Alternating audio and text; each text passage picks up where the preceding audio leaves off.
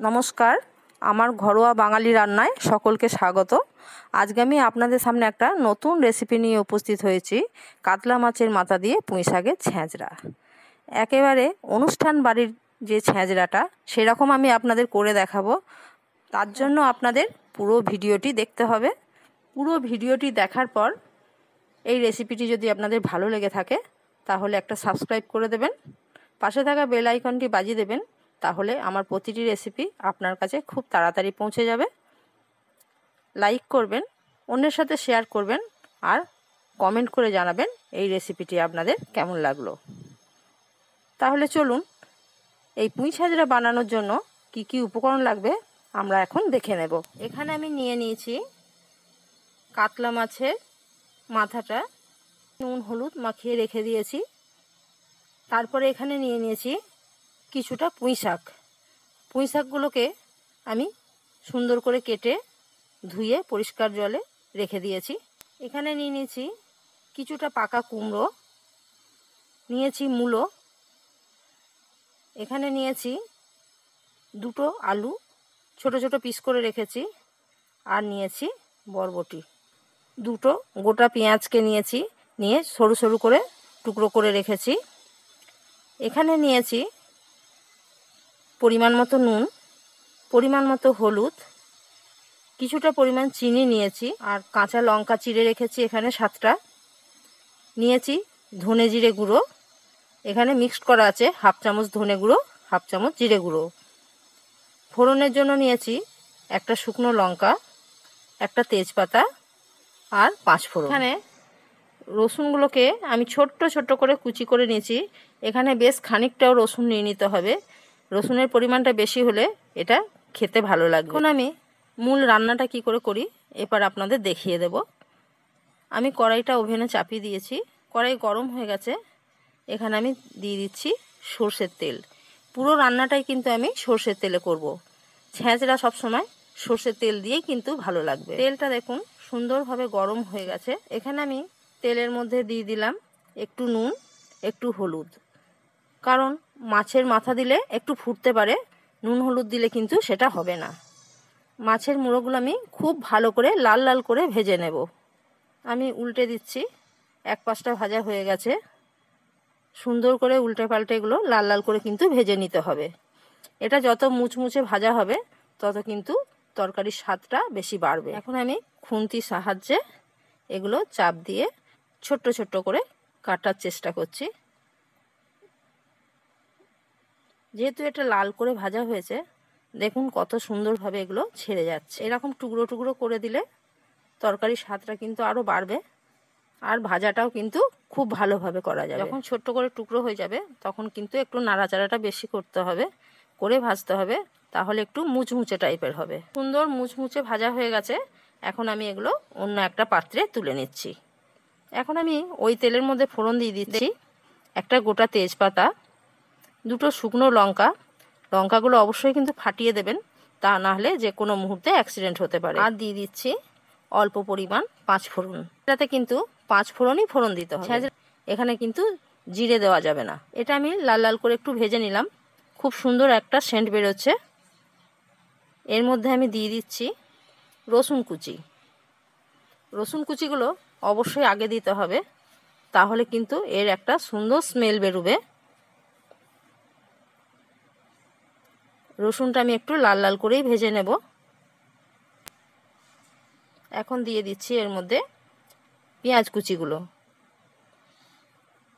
পেঁয়াজ কুচিগুলো দেওয়ার পর এগুলো কিন্তু একইভাবে আমি লাল লাল করে ভেজে নেব।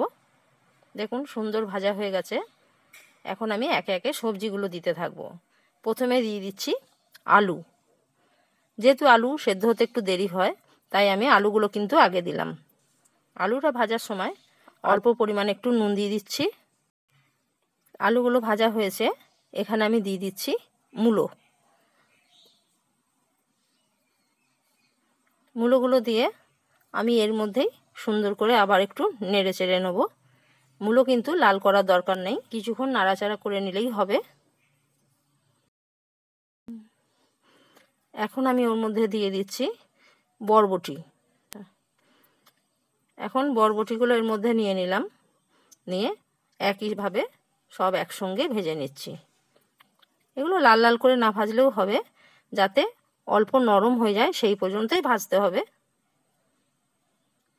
এখন দিয়ে দিচ্ছি কুমড়ো। কুমড়োগুলো সব শেষে আমি দিচ্ছি, কারণ কুমড়ো সেদ্ধ হতে কিন্তু একেবারেই বেশি সময় লাগে না, তাই সব শেষে আমি কুমড়োগুলো দিয়ে ভাজবো। বেশ কিছুক্ষণ নাড়াচাড়া করে নেব, একেবারে লাল হওয়া পর্যন্ত অপেক্ষা করব না। এখন দিয়ে দিচ্ছি কাঁচা লঙ্কা চিড়ে রেখেছিলাম, সেটা আমি এর মধ্যে দিয়ে দিচ্ছি। এরপরে দিয়ে দিচ্ছি পরিমাণ মতো নুন, পরিমাণ মতো দিয়ে দিচ্ছি হাফ চামচ ধনে, হাফ চামচ জিরে একসঙ্গে রেখেছিলাম, সেটা আমি দিয়ে দিচ্ছি। দিয়ে দিচ্ছি চিনি। এখানে আমি চিনিটা বড় চামচের 1 চামচ নিয়েছি। আপনারা যেই মতন মিষ্টি খাবেন সেই মতন কিন্তু তরকারিতে চিনিটা ব্যবহার করবেন। সব একসঙ্গে মশলা দিয়ে এখন আমি এগুলো একটু ভালো করে কষে নেব। মশলা দিয়ে কষা হয়ে গেছে, এখন আমি দিয়ে দিচ্ছি পুঁই শাক। এটা যেহেতু পুঁই শাকেরই ছেঁচড়া, তাই পুঁই শাকটা একটু পরিমাণটা বেশি লাগবে। সব সবজি মিলে যেইটা হবে সেই একই অনুপাতে কিন্তু পুঁই শাকটা সবগুলোর সমান হতে হবে, তবেই কিন্তু ছেঁচড়াটা বেশি খেতে ভালো লাগবে। একসঙ্গে আমি সব পুঁই শাকগুলো দিতে পারলাম না, কিছুটা পরিমাণ দিলাম, দিয়ে আমি নাড়াচাড়া করে নিচ্ছি। মনে হচ্ছে কড়াইয়ে ভর্তি হয়ে গেছে, কিন্তু এক্ষুনি নরম হয়ে এটা কমে যাবে। দেখুন নরম হতে শুরু হয়ে গেছে, অনেকটাই কমে গেছে। এখন আমি বাকি পুঁই শাকটাও দিয়ে দিচ্ছি। দেখুন আবারও মনে হচ্ছে আমার কড়াই কিন্তু একেবারে ভর্তি হয়ে গেছে। কিভাবে নাড়ব, কিন্তু এটা খুব সাবধানে অল্প অল্প করে এক সাইড থেকে নাড়তে হবে। নাড়ার পরে কিন্তু এটা নরম হয়ে যাবে, কমে আসবে। সুন্দরভাবে নাড়াচাড়া করেছি, পুঁই শাকটা কমে গেছে, আমি ঢাকা দিয়ে দিলাম। আমি ঢাকাটা 5 মিনিট পর তুললাম, কত সুন্দর জল বেরিয়েছে। এই রান্নায় কিন্তু জল ব্যবহার করা উচিত নয়। শাকের মধ্যে যেই জলটা আছে সেইটাই যখন বেরোবে সেই জলটাতেই কিন্তু সমস্ত সবজি সুন্দরভাবে সেদ্ধ হয়ে যাবে, আর তরকারিটাও কিন্তু মাখা মাখা হয়ে গেছে। আমি যখন ঢাকা দিয়েছিলাম তখন কিন্তু কিছুক্ষণ অন্তর অন্তর নাড়াচাড়া করে দিয়েছিলাম, তা না হলে এটা কিন্তু কড়াইয়ে বসে যেতে পারে। এটা কিন্তু পুরো সেদ্ধ হয়নি, হাফ সেদ্ধ হয়েছে। এই সময়তেই কিন্তু আমাকে ভাজা মাছগুলো এর মধ্যে দিয়ে দিতে হবে। মাছের মাথাটা যেমন ভালো করে ভেজেছিলাম, এই সময় যদি দিয়ে দিই তাহলে খুব সুন্দরভাবে নাড়াচাড়া করার পর এইটা দেখবেন তরকারির সাথে খুব সুন্দরভাবে যখন সুন্দরভাবে মিশে যাবে তবেই কিন্তু খেতে ভালো লাগবে। তাই এটা হাফ সেদ্ধ হওয়ার পর কিন্তু অবশ্যই মাছের মুড়োগুলো দেবেন। এর মধ্যে আমি আবার 5 মিনিট চাপা দিয়ে দিচ্ছি। মাঝের মধ্যে অবশ্যই কিন্তু আমি নেড়ে নেব। 5 মিনিট পর আবার আমি ঢাকাটা খুলে দিচ্ছি। দেখুন কত সুন্দর জিনিসটা মাখো মাখো হয়ে গেছে, আর মনে হচ্ছে সেদ্ধও হয়ে গেছে। পুঁই শাকের ছেঁচড়া করতে গেলে তলায় যখন একটু বসে যাবে সেইটা কিন্তু তরকারির সাথে মিশিয়ে নেবেন, আবার একটু হাই ফ্লেমে দেবেন, দিয়ে আবার কিন্তু বসে যাবে, আবার মিশিয়ে নেবেন ঢাকা খুলে খুলে।